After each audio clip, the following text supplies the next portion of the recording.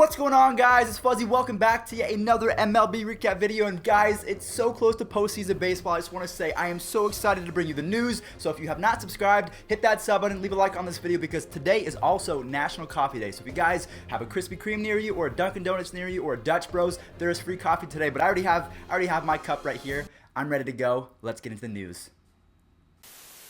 A lot of people tell me, Fuzzy, I love your espresso mug. This is an ornament.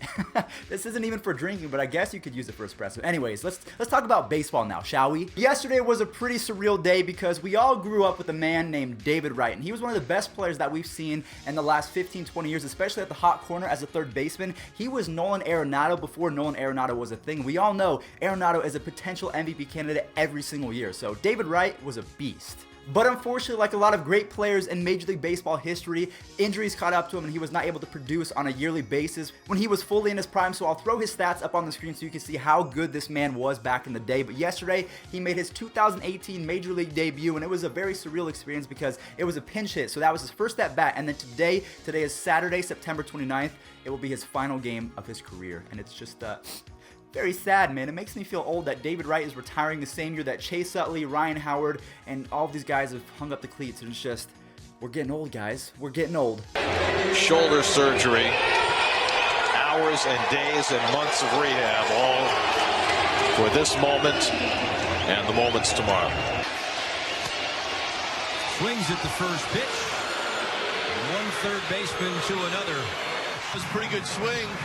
Randy didn't back up. So as you guys saw, the Mets fans gave him a standing ovation as it was required pretty much. I mean, he's David Wright, he's the captain. So I just want to give a quick round of applause to Mr. David Wright because the game of baseball will definitely miss you, man. All right, so we first talked about David Wright, but now we have a second David to talk about. But this man, he's kind of like a poor man's Josh Hamilton in my opinion. I don't know why, I see Josh Hamilton in this guy, but on a very, very lesser degree, obviously. But David Dahl of the Colorado Rockies has just hit a home run in 5 consecutive games. Check it out here.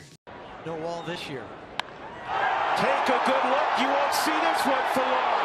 That's 5 straight games with a home run to Colorado. 4th home run they've hit this chilly night. Maybe I'm using hyperbole when I say that David Dahl is a poor man's Josh Hamilton, but again, David Dahl with his 5th consecutive game with the home run, and on top of that, what that led to is the Rockies clinched a postseason berth for the first time in a little bit. Did they clinch it last year? Oh yes, they did. Last year in 2017, the Rockies were able to make a postseason run as well, so 2 consecutive years that the Rockies are playing in October, where I like to call that Rocktober. I'm sorry. So I'm going to ask you guys a question. Do you think that the Rockies are going to keep on playing well and take the NL West over the Dodgers? Or do you think that the Dodgers are going to make a comeback, take the NL West, and then the Rockies will have to play in the wild card? Because for right now, if you guys are playing MLB The Show 18, there's a thing right now where you can choose who's going to win the World Series, who's going to win the AL wild card, who's going to win the NL wild card. And for right now, you can't even pick the NL wild card because it's not set yet. So I'm just curious, and I'm so excited to see who is going to be in the wild card, who's going to take the divisions in the NL West and the NL Central because everything is so close. And I love baseball, guys. I love it. So 2 years ago, Kris Bryant of the Chicago Cubs took the league by storm en route to his first MVP in his career. I do think that he has more under his belt coming, but for right now, he hasn't been the same Kris Bryant the last 2 years that we saw in his last MVP season. But yesterday, he returned to form with an absolute mammoth home run. I wonder how far this ball went. StatCast did not put it out there, but I think it was at least 440, 450 feet. Check it out. High fly ball to center, and it is gone. That's there. That one was there. Big time. 3-0. How sweet did that feel for Kris Bryant? Go ahead, fellas. Break it down.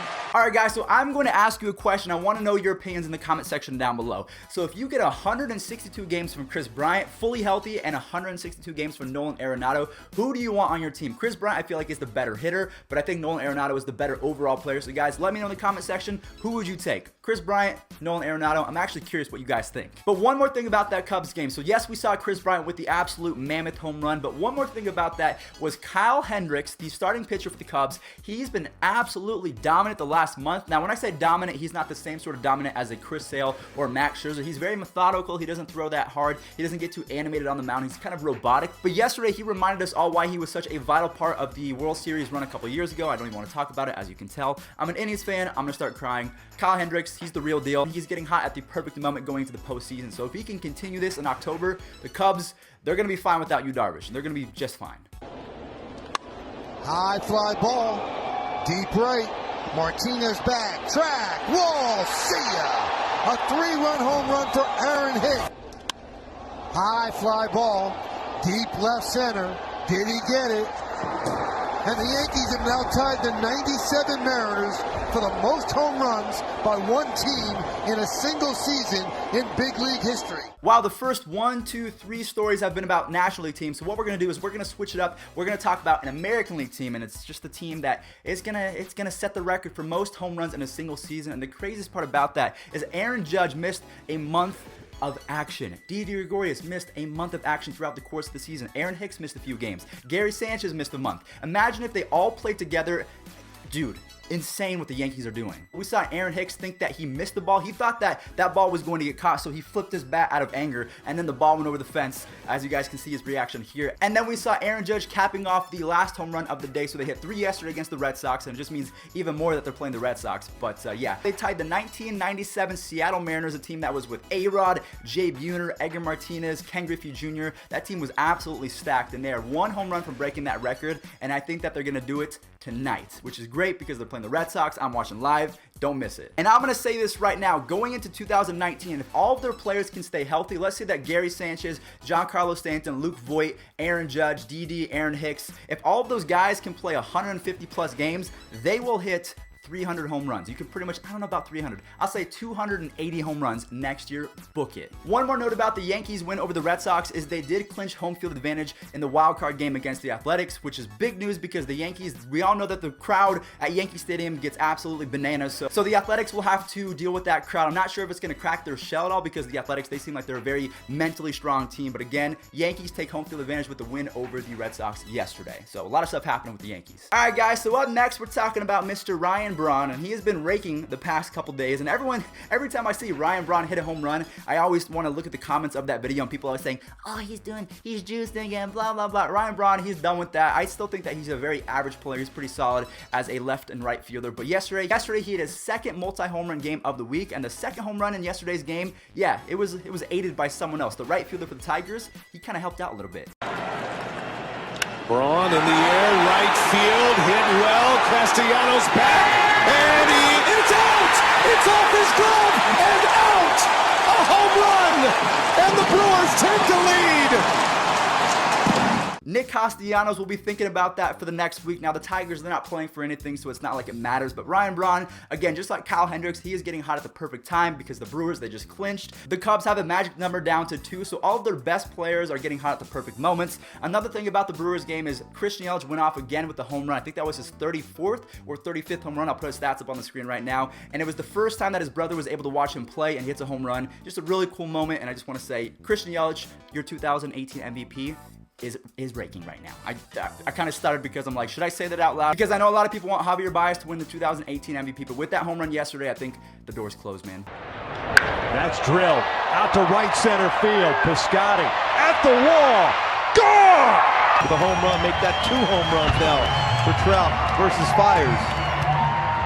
39 home runs, 79 RBI for Trout. The last story that we're going to talk about before we get into the standings, because there's not too much news or anything like that in regards to the standings, I'll go over it briefly. But Mike Trout hit his 39th home run yesterday for the Los Angeles Angels. He has a 10.1 WAR in 138 games. The man has missed almost 25 games over the course of this year, and he still has a 10.1 WAR.